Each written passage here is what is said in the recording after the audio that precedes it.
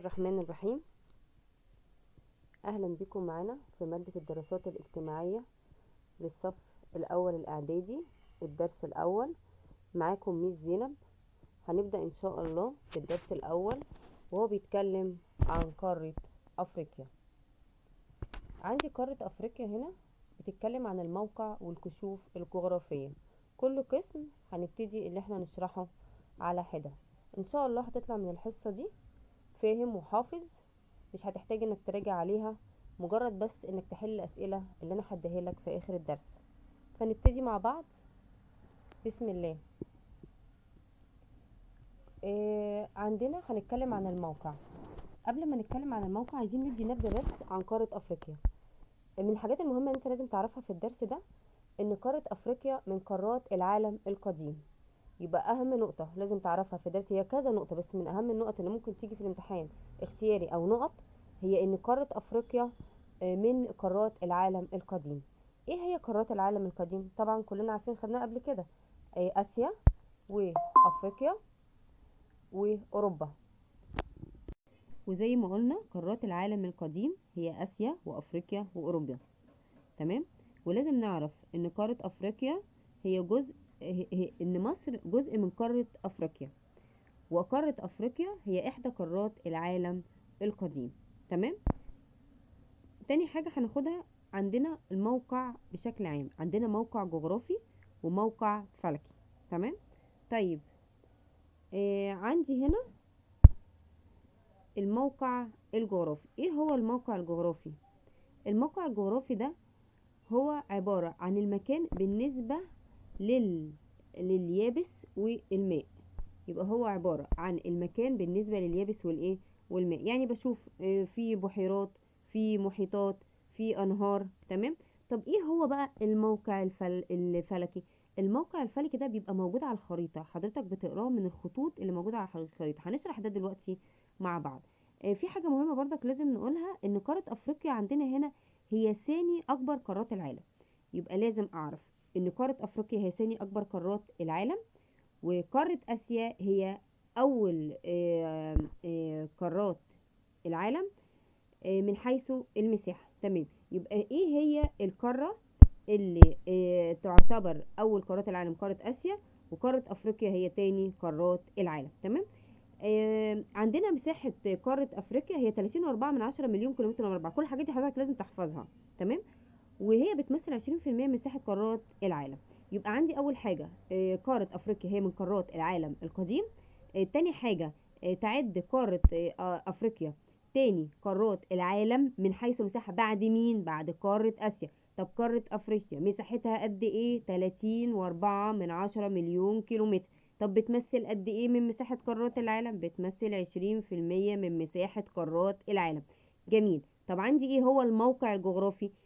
افهم الموقع الجغرافي هنا بيتكلم عن المكان اللي انا بتكلم فيه بالنسبة لليابس والماء. يعني من الشمال في ايه؟ في محيط او بحر. من الجنوب في ايه؟ بردك بقول النقطة دي. طب الموقع الفلكي او الموقع الفلكي هو المكان، هو موقع المكان بالنسبة لخطوط الطول والعرض اللي حضرتك هتشوفها على الخريطة، تمام. طيب هنيجي حضرتك هنا لما نيجي نتكلم عن الموقع الفلكي. الموقع الفلكي ده هنشوفه من على الخريطة، يعني حضرتك مش لازم تبقى حافظه، تبقى فاهمه بس وعارف شكله كده، تمام. لكن الموقع الجغرافي هو الأهم اللي بيجي عندي نقاط أو بيجي عندي اختار، تمام. فهنتكلم دلوقتي عن الموقع الفلكي.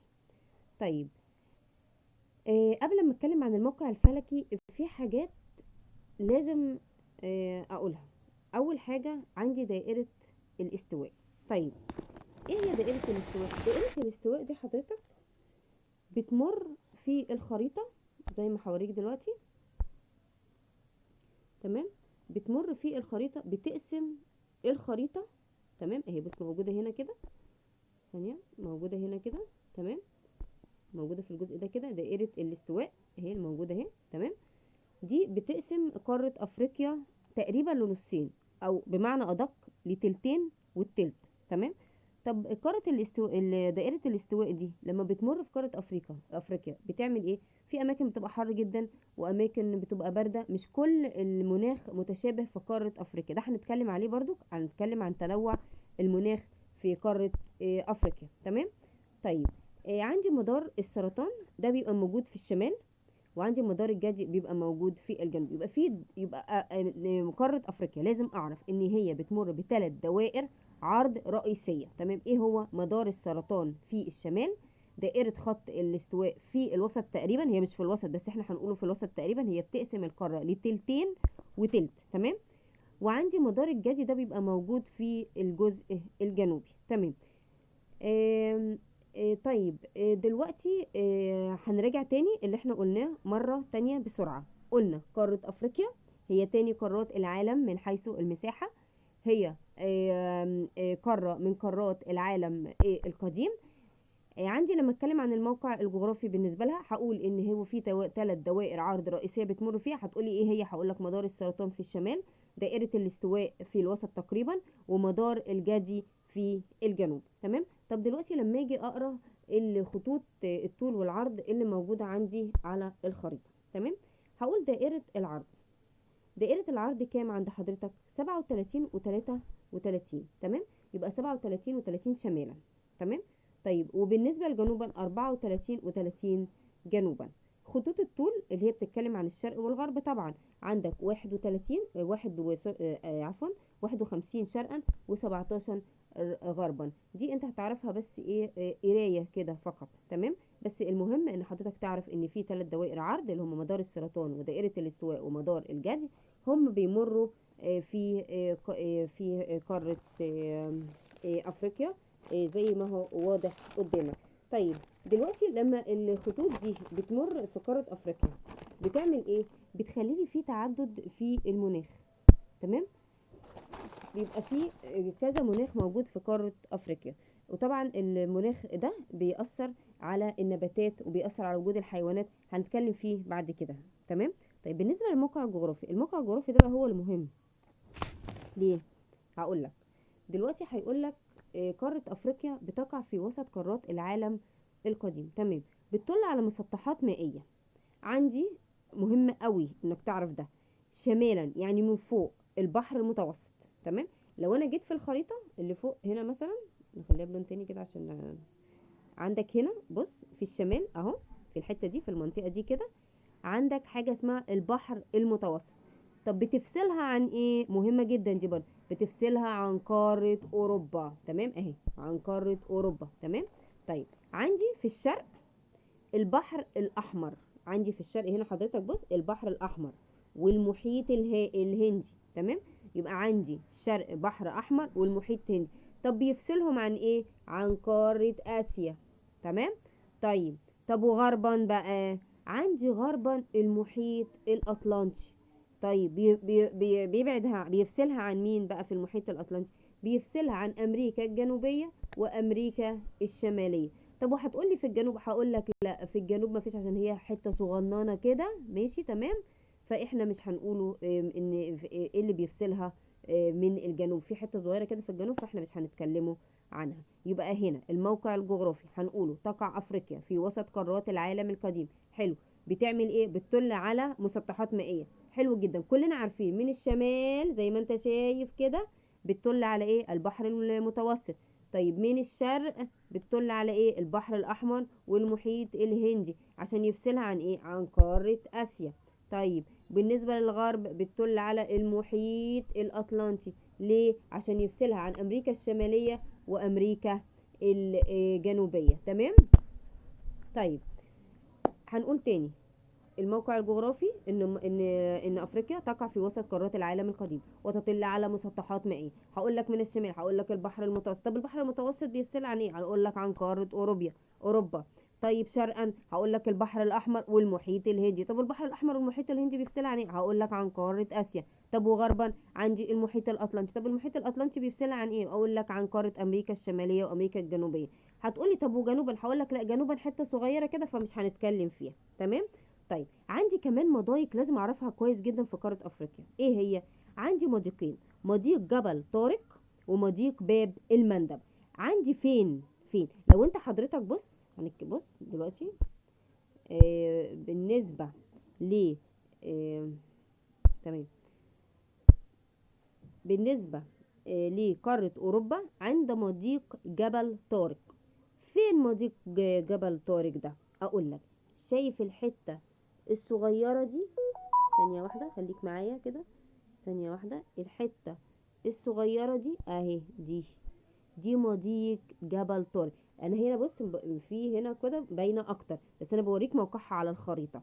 يبقى عندي مضيق جبل طارق. طيب بالنسبه بقى لمضيق باب المندب، عندك في البحر كده المتوسط كده في الاخر كده، بص اهي، دي مضيق باب الايه، المندب. دي مضيق باب المندب، وهنا مبينها لك ايه اكتر، لازم تبقى حافظهم. يبقى عندي اول حاجه مضيق جبل طارق ده عند قارة أوروبا.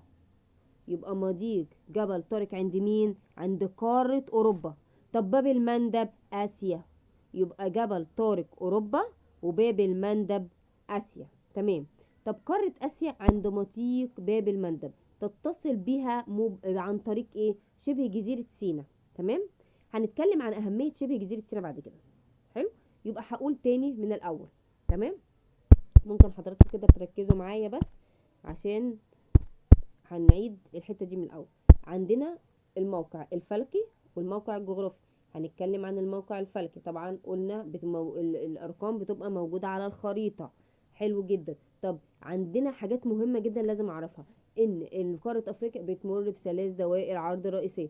إيه هما؟ هقول له مدار السرطان شمالا، ودائرة الاستواء تقريبا في المنتصف، ومدار الجدي في الجنوب. تمام جدا. هقول له كمان في خط طول رئيسي موجود اللي هو جرينتش في الغرب. تمام جدا. حلو. طب الموقع الجغرافي هقول له ان افريقيا بتقع وسط قارات العالم. جميل قوي. طب شمالا البحر المتوسط اللي بيفصلها عن ايه؟ عن قارة اوروبا. طب شرقا البحر الاحمر والمحيط الهندي اللي بيفصلها عن قارة اسيا. وغربا المحيط الاطلنطي اللي بيفصلها عن قارة امريكا الشمالية وامريكا الجنوبية. عندي مضيقين مهمين جدا لازم ابقى عارفهم، هو مضيق جبل طارق اللي هو عند اوروبا، وعندي مضيق باب المندب اللي هو في قارة اسيا، ودي بيتصل بيها عن طريق شبه جزيرة سيناء. تمام كده. يبقى احنا كده اتكلمنا عن الموقع الجغرافي والموقع الفلكي ووجود مصر في قارة افريقيا. طيب عندي بقى هتكلم عن شبه جزيرة سيناء بالنسبة لقارة افريقيا. طيب عندي أهميتين، عندي أهمية حضارية وأهمية استراتيجية. هتقولي إيه هي الأهمية الحضارية؟ هقولك لشبه جزيرة سيناء أهمية حضارية كبيرة. ليه؟ لأنها عن طريقها كانت بتنتقل الثقافات بين الحضارات وبعضها، بين آسيا وبين أفريقيا. عن طريق مين؟ عن طريق شبه جزيرة سيناء. طب ليه؟ علشان هي اللي بتفصل بين قارة آسيا وقارة أفريقيا. تمام. طب ايه هي الاهميه الاستراتيجيه بالنسبه لشبه جزيره سيناء؟ هقول لك اهميتها الاستراتيجيه من خلال شبه جزيره سيناء تعرضت مصر للعديد من الحملات العسكريه عن طريقها. عشان كده لازم نحافظ على شبه جزيره سيناء. ليه؟ علشان نحافظ على الامن القومي المصري الافريقي. يبقى عندي اهميتين رئيسيتين بالنسبه لشبه جزيره سيناء، أهمية حضارية وأهمية استراتيجية. إيه هي الأهمية الحضارية؟ اللي هي عن طريقها كان بتنتقل الثقافات والحضارات من آسيا إلى أفريقيا. طب أهمية استراتيجية، إن هي من خلالها حصل اعتداءات كتير وحملات عسكرية كتير. علشان كده لازم نحافظ على أمن شبه جزيرة سيناء، وضروري ضرورة الحفاظ على الأمن القومي المصري والأفريقي. حلو جدا. طيب عندي في تعريف بس اللي هو الحضارة، مجموعة الإنتاج الثقافي مثل العادات والتقاليد والعلوم والفنون. تمام. وهو ما يميز مجتمعنا وغيره. يعني ممكن أحفظ سطر واحد مثلا يبقى هي الحضارة هي مجموعة الإنتاج الثقافي، العادات والتقاليد بتاعتنا، العلوم اللي احنا بنتميز بيها وبندرسوها، والفنون بتاعتنا. تمام. وعندي الانتاج المادي مثل القلاع والمباني والقصور. طبعا كل دولة او كل مكان ممكن حضرتك تشوفه بتبقى بيميزوا المباني بتاعته والقصور بتاعته. مثلا لو شفت مباني وقصور اقول ده مثلا من العصر العباسي، ده من العصر الأموي، ده من العصر الإسلامي، وده اللي بيميز كل مجتمع. يبقى عندي الحضارة هي مجموعة الإنتاج الثقافي مثل العادات والتقاليد والعلوم، وهو ما يميز كل مجتمع عن الآخر. حلو جدا. طيب، أهمية موقع قارة أفريقيا. عندي 3 أهميات لموقع قارة أفريقيا: موقع استراتيجي، موقع اقتصادي، موقع حضاري. استراتيجي زي ما احنا قلنا فوق ان ده بيخص السلام والحرب والازمات، يبقى معنى كلمة استراتيجي هو بيخص الحرب والسلام. تمام. اقتصادي هو بيميز الحالة المادية او مدى الاستفادة من موقع قارة افريقيا. تمام. طيب،